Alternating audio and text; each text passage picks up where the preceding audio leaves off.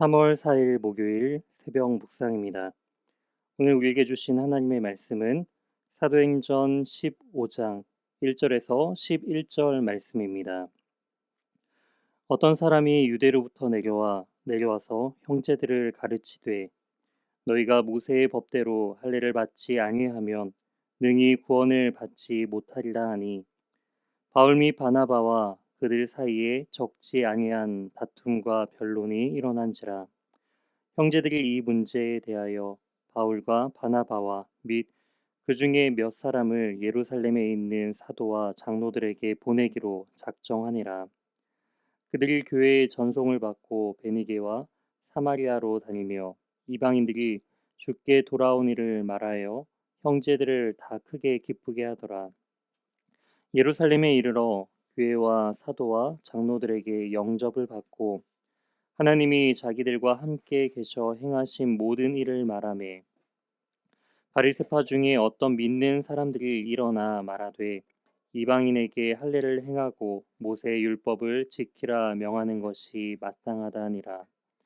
사도와 장로들이 이 일을 의논하러 모여 많은 변론이 있은 후에 베드로가 일어나 말하되 형제들아 너희도 알거니와 하나님이 이방인들로 내 입에서 복음의 말씀을 들어 믿게 하시려고 오래전부터 너희 가운데 나를 택하시고 또 마음을 아시는 하나님이 우리에게와 같이 그들에게도 성령을 주어 증언하시고 믿음으로 그들의 마음을 깨끗이 하사 그들이나 우리나 차별하지 아니하셨느니라. 그런데 지금 너희가 어찌하여 하나님을 시험하여 우리 조상과 우리도 능히 매지 못한 멍에를 제자들의 목에 두려느냐. 그러나 우리는 그들이 우리와 동일하게 주 예수의 은혜로 구원받는 줄을 믿노라 하니라. 아멘. 오늘 본문을 중심으로 복음의 진리를 지키기 위한 자리라는 제목으로 하나님의 말씀 증거하도록 하겠습니다. 1차 선교 여행 후에 1절 말씀을 보시게 되면 어떤 사람들이 유대로부터 내려와 형제들을 가르친다라고 이야기를 하고 있습니다.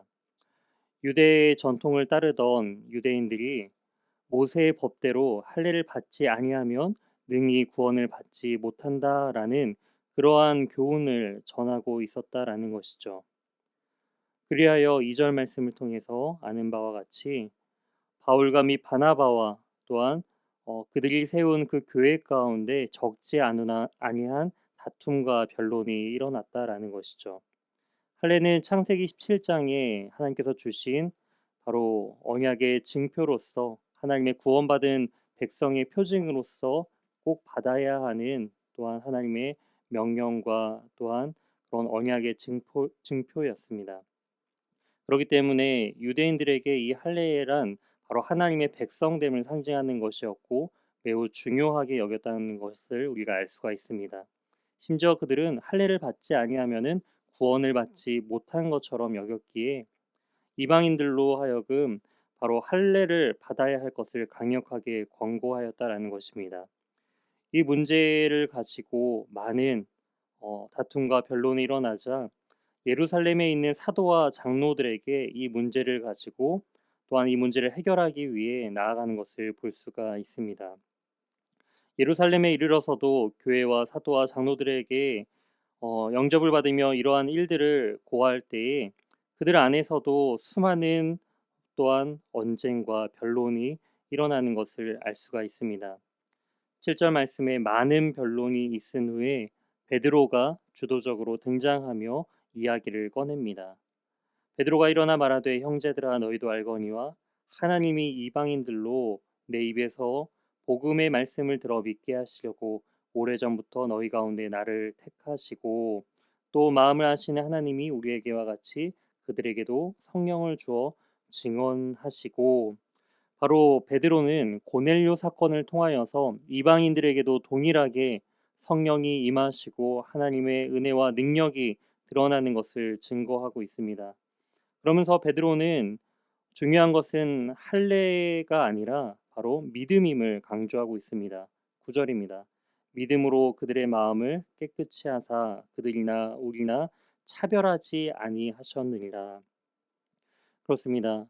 이 할례에 대한 부분들은 바로 언약의 표징으로서 바로 행위를 통하여 나타나는 몸의 표징을 통하여서 구원받은 백성임을 드러나는 것이지만 이제 모든 그 언약의 완성이요 율법의 완성자 되신 예수 그리스도를 믿음으로 말미암아 우리가 구원받는 줄을 우리는 이 베드로의 고백을 통해 알 수가 있습니다. 베드로 역시 행위로서 예수님을 열심히 누구보다도 열심히 따르려고 했던 제자였습니다. 하지만 예수님의 그 십자가의 죽음을 앞두고 예수님을 세 번이나 부인하며 자신의 그 연약함을 온전히 경험했던 이 베드로는 자신의 어떠한 행위나 의를 의지하는 것이 아니라 바로 그리스도의 부활과 바로 주님께서 보여주신 은혜로 말미암아 바로 이러한 제자로서의 삶, 사도로서의 삶을 감당할 수 있다는 것을 깨닫게 되고 또한 성령께서 이방인들에게도 동일하게 유대인들과 동일하게 성령을 베푸시는 그런 것들을 사역 가운데 경험함을 통하여서 베드로는 또한 마지막으로 10절과 11절에 이렇게 이야기하고 있습니다. 그런데 지금 너희가 어찌하여 하나님을 시험하여 우리 조상과 우리도 능히 매지 못하던 멍에를 제자들의 목에 두려느냐. 그러나 우리는 그들이 우리와 동일하게 주 예수의 은혜로 구원받는 줄을 믿노라 하니라. 그렇습니다. 사랑하는 성도 여러분, 우리 역시도 신앙의 과정들을 때로는 우리의 열심으로 하나님께 우리의 그 열심을 가지고 나아가는 경우가 참 많이 있는 것 같습니다.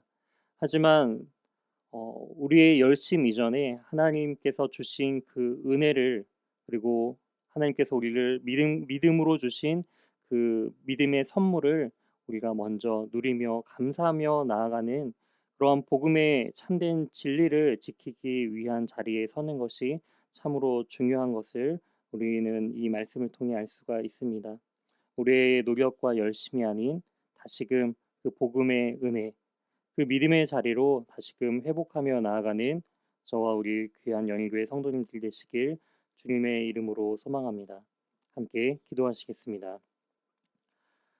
하나님, 때로는 우리의 행위와 또한 우리의 열심을 가지고 또한 주님 앞에 나아가려고 했던 우리의 모습을 회개합니다. 하나님, 그러한 모습을 가지고 때로는 누군가를 판단하고 또한 교회 안에서 또한 공동체 안에서 열심히 없는 자들을 또한 우리 마음 가운데 정죄했던 부분들을 회개합니다. 주님, 우리가 다른 것이 아닌 주님의 은혜로 말미암아 우리에게 구원을 베푸신 하나님의 놀라우신 그 선물을 우리가 받았사오니 우리가 그 복음을 가지고 우리의 자리에서 하나님 행위가 아닌 하나님 앞에 늘 기쁨과 감사함으로 그 주신 그 은혜에 따라 겸손히 행하며 주님과 동행하는 복된 우리의 인생들이 될 수 있도록 주님 인도하여 주시옵소서. 오늘 하루도 이 복음의 자리를 지키기 위하여 그 자리를 온전히 믿음으로 나아가는 우리 성도들의 삶을 온전히 보호해 주실 것을 믿사오며 이 모든 말씀 살아계신 예수 그리스도의 이름으로 기도드립니다. 아멘. 다음 기도 제목을 가지고 함께 기도하시겠습니다. 오늘 말씀을 기억하며 많은 성도들이 목숨을 바쳐 지켜온 복음의 진리를 바르게 깨닫고 소중히 간직하게 해달라고 기도해 주시기 바랍니다. 이어서 코로나19의 조속적인 종식과 교회와 모든 성도들의 안전을 위해 기도해 주시기 바랍니다. 세 번째로 이찬우 송용희 선교사님의 사역과 가정 그리고 건강을 위해 기도해 주시기 바랍니다. 이번 요양 치료 중인 환우의 회복을 위해 기도할 때 오늘은 이금연 성도님을 위해 기도해 주시기 바랍니다. 구한 와사가 빨리 회복될 수 있도록 함께 기도해 주시기 바랍니다. 마지막으로 담임 목사님 청빙을 위해 기도해 주시기 바랍니다.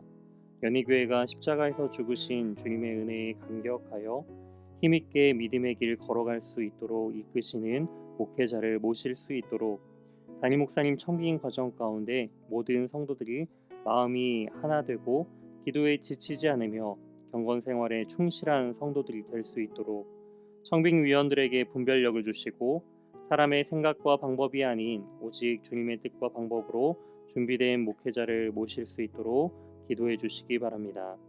다 같이 기도하시겠습니다.